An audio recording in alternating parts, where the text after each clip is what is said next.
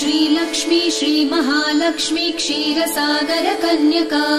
उत्तिष्ठ हरिसम्प्रीते भक्तानां भाग्यदायिनी